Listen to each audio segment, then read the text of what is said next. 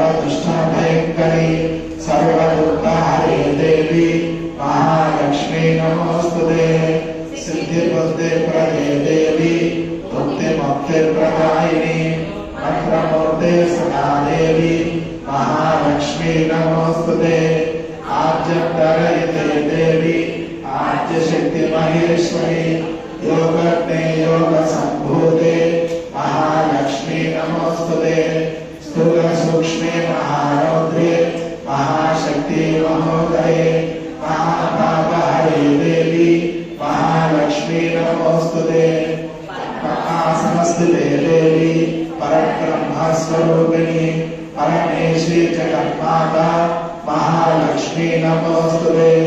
श्वेतांबरधरे देवी नानालंकारभूषिते जगस्थिते जगन्माता महालक्ष्मी नमोस्तुते।